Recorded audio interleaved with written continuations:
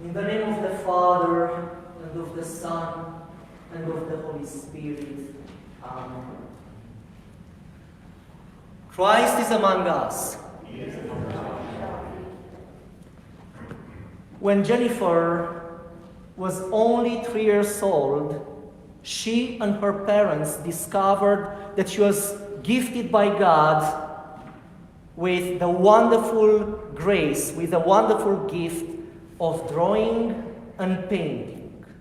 Everybody was amazed at the drawings and paintings that Jennifer would make from a young age. When she went to school, all her schoolmates would admire her paintings. But then later on, when she went to high school and she had to decide on a career path that she was going to take, she was told that with her gift of drawing and painting, most likely she won't be able to make a living in this efficiency-focused world. She was wise, and she listened to her counselors because she realized that indeed it would be very hard to make a living as an artist, and she went to college to study and to become a computer programmer, hoping that she would get a job that would allow her to use her artistic gift in the computer field. She finished college, but her first job was not in the artistic field in the computers world. So she had to take a job that she could find because she had bills to pay now. Jennifer was not happy going to work every day. She even went into a depression, but she kept pulling through because she had bills to pay. One day, her priest noticed that Jennifer was not the happy girl that he knew he had in the church when Jennifer was just a girl. And he asked her, "Jennifer, what's going on?" And she told him, "Father, I don't enjoy my job. I don't enjoy what I'm doing. You know that God has given me this gift of drawing and painting, and I cannot make a living with that." And Father said, "Jennifer, I'm sorry that you're in this situation, but there is something that I think we could do. We have a room on our church property that is not used very much, especially during the week. Would you be interested in teaching, in volunteering to teach a class about drawing and painting? So to teach some children who cannot afford to take classes for this. Would you agree to this?" "Yes, of course, Father." And twice a week, Jennifer would come to church, to that room, and she would teach 5 children how to draw and how to paint. Jennifer came out of depression, and she was flourishing again. She was still going to work every day to do that work that she was not enjoying very much, because she knew that in the evening she's going to use the gift that God has given her. Matthew has been working for 40 years at the same job, and by the grace of God, he made it to retirement in a job that was not very much needed anymore. But his employer was very kind to him and kept his job and kept paying him until Matthew could retire. But after he retired, Matthew again, like Jennifer, went into a depression because he felt that he was useless. He knew that his job was not needed anymore, and he already kind of felt useless before retiring, and now in retirement he felt that nobody was needing him anymore. One church friend noticed that Matthew was not well, that something was not well with him. He asked him, Matthew, what's going on? You know, I retired that I feel so useless. Nobody needs me anymore.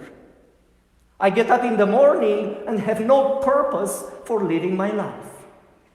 Now, this church friend knew that Matthew also had the gift of cooking and baking, and told him, you know, we are going to have a bake sale and a fish fry.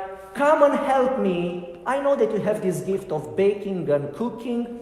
Let's bake together, let's cook together. Matthew agreed. And Matthew came out of the gnashing of teeth, of that regret, of that hell that the Lord speaks in today's gospel. He came back into the kingdom of heaven, into the kingdom of joy that the Lord speaks in the beginning of today's gospel, when he says that the kingdom of heaven is like a man traveling to a far country and who gave talents to people. We live in a world that is driven by this efficiency.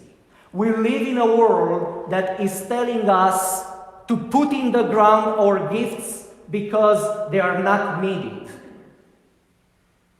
God has given us, each and every one of us, very special gifts. I'm so sad to see that especially these special gifts of artists, of painters, poets, musicians, you name it, the gifts that make this world beautiful, the world doesn't want them because they don't make much. And then these very gifted people are driven into the hell of depression because they see that they are not needed. This is the world we live in. And we have to do what we have to do. And if you are a child or a teenager who has to choose a career that could allow you to put bread on the table for yourself and for your family, but do not bury your gift in the ground. Use your gift for the glory of God and for the beautification of the world. Dostoevsky, the famous Russian writer and philosopher, would say that beauty will save the world. And this is something that we firmly believe in the Orthodox Church.